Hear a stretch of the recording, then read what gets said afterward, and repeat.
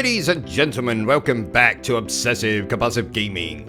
I am the Obsessive Compulsive Gamer, and this is my review for Red Dead Revolver. So dear viewers, this particular video game originally released in 2004, a year I remember fondly as the year I played a hell of a lot of video games. And I know exactly what you're thinking, dear viewers. OCG, you oh so talented chap who occasionally likes to dress up as a cowboy and go to the local discotheque brandishing not a revolver, but a samurai sword, because you like to break the rules that way. Just what the hell is this video game? And I'm so glad that you asked, dear viewer. Now, some of you may or may not know, but Red Dead Revolver is actually the first game in the Red Dead Redemption series.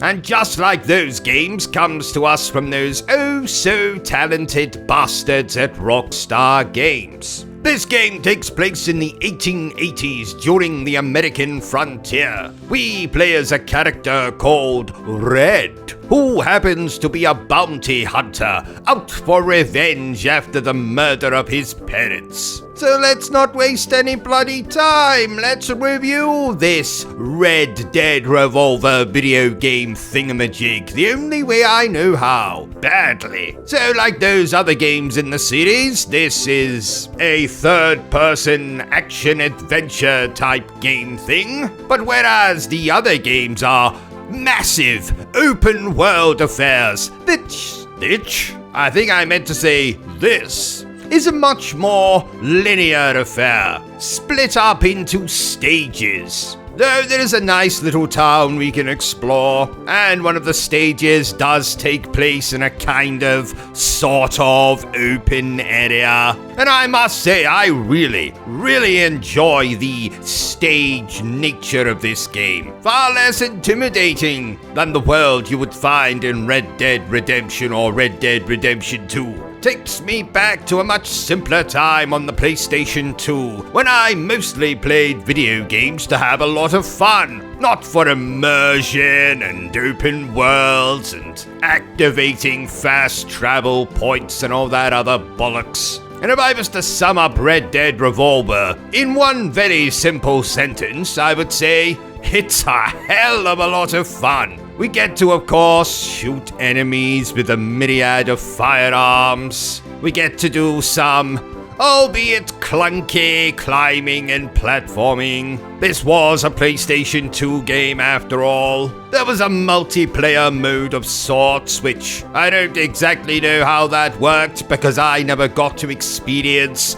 online multiplayer on the PlayStation 2. But thankfully you can play that mode with AI. And I don't mean someone called AI, I mean, you know, AI, artificial intelligence. I think they know that. Shut up, Bertrum. I just like to explain these things for people who maybe don't know. Another thing I really enjoyed about this game is its overall story, especially how this is essentially a Western movie turned into a video game. A very fun video game, like I told you before. So if you think of things like the good, the bad, the Bertrum, I mean the ugly, fistful of dollars, Unforgiven, Tombstone. Oh my god, Tombstone is such a good bloody movie. Seriously, dear viewers, we're not here to discuss the movie Tombstone, but seriously, if you like westerns, watch that bloody movie. There was also one made in the 1990s starring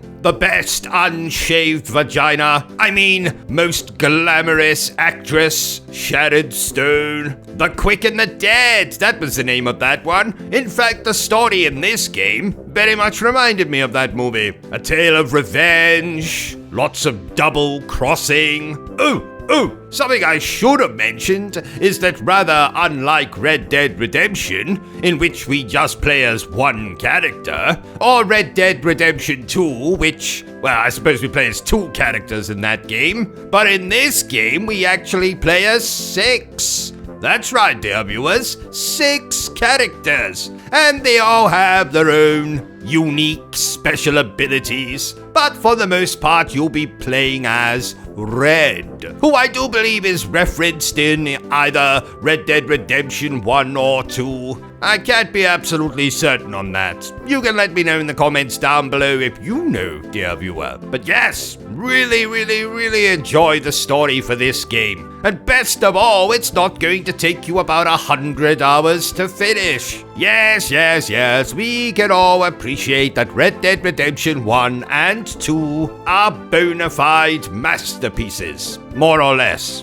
Maybe I'll review them for your benefit, but it's nice to just pick up a video game that you can finish in less time than it takes to scrub a basketball player's back. And because of that, it essentially means that the game is pretty action-focused. And just like lovemaking, with Bertrum, admittedly, that's how I like my video games. Action-focused. In fact, I would maybe, after giving it some thought, say that Red Dead Revolver is probably the most enjoyable of the 3 games. Yes, I know, please don't hate me. But let's not forget that I played this game when it first released all those years ago, and I played it many times since. And if you're wanting to give it a go for yourself and you don't happen to own a PlayStation 2 or original Xbox, I've got some good news for you, because the game was re-released for the PlayStation 4 and the Xbox One a couple of years ago. So now you've got absolutely no excuse not to play the game,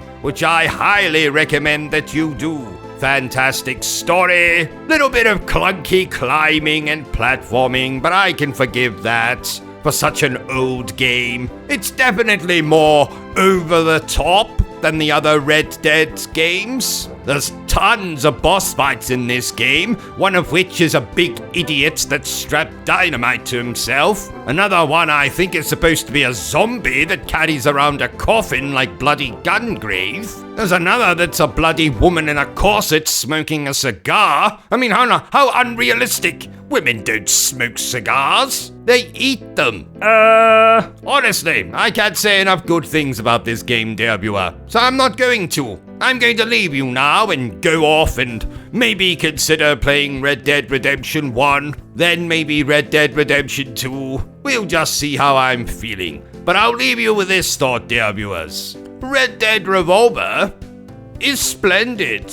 So there you have it, everyone. Another review by yours truly. If you enjoyed this little review of mine, don't forget to give me a thumbs up.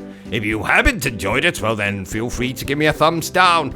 But please remember the single most important thing I always tell you, dear viewer, and that is to always stay obsessed with gaming. Are you still here?